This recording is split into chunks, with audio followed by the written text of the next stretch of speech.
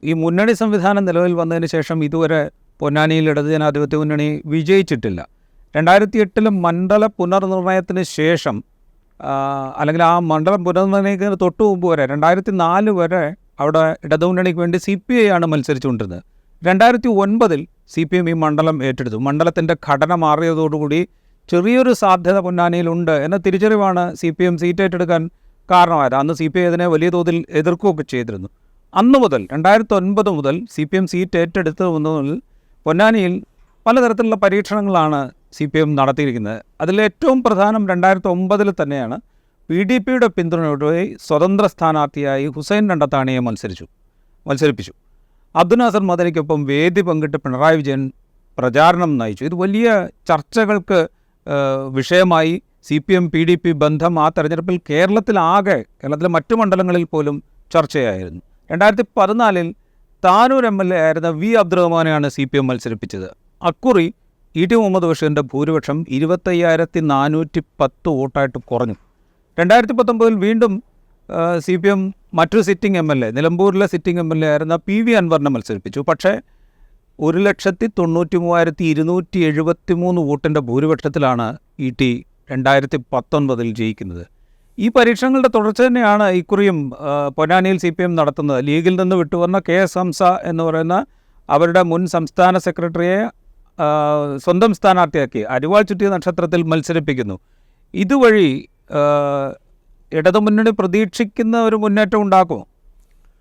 അല്ല, മലപ്പുറത്ത് മാത്രമല്ല മലബാറിൽ മൊത്തം CPM കുറേ കാലമായി ശ്രമിച്ചുകൊണ്ടിരിക്കുന്ന പരീക്ഷണമാണ് ഇത്. നമ്മൾ മുമ്പ് കണ്ടിട്ടുള്ളതാണ്.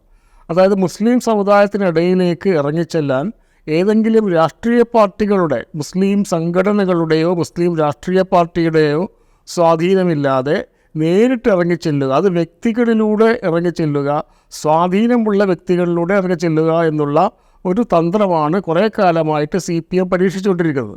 അതാണ് നമ്മൾ KT ജലീലിലൂടെ കണ്ടത്, അൻവറിലൂടെ കണ്ടത്. അൻവർ കോൺഗ്രസിൽ നിന്ന് വരുന്ന ആളാണ്. അതാണ് അബ്ദുറഹ്മാനിലൂടെ കണ്ടത്. അതാണ് PT റഹീമിലൂടെ മുമ്പ് കണ്ടത്. അതാണ് മഞ്ഞളാംകുഴി അലിയോട് കുറച്ചു കാലം അതിലൂടെ കണ്ടത്. ഇതാണ്. അപ്പോൾ മുസ്ലിം ലീഗ് ഇങ്ങനെ മുസ്ലിം സമുദായത്തിനകത്ത് എങ്ങനെ സ്വാധീനമുണ്ടാക്കാൻ ശ്രമിക്കാം എന്ന ഒരു ആലോചനയിലൂടെ CPM കണ്ടെത്തിയ ഒരു മാർഗം, അത് സംഘടനകളെ ആശ്രയിക്കാതെ നേരിട്ട് വ്യക്തികളിലൂടെ തന്നെ വ്യക്തികളുടെ സ്വാധീനം ഉപയോഗിച്ചുകൊണ്ട് ഈ മേഖലകളിലേക്ക് എങ്ങനെ കടന്നു ചെല്ലാമെന്നുള്ളതാണ്.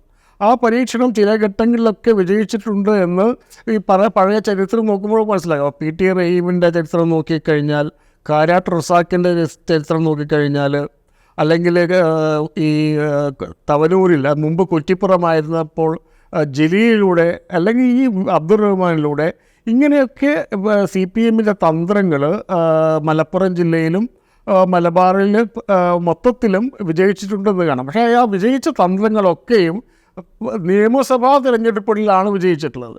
അത്തരത്തിലുള്ള ഒരു തന്ത്രമായിരുന്നു ഹുസൈൻ രണ്ടത്താണിയെ 2009 ഇറക്കിയിട്ട് പൊന്നാനിയിൽ പരീക്ഷിച്ച്.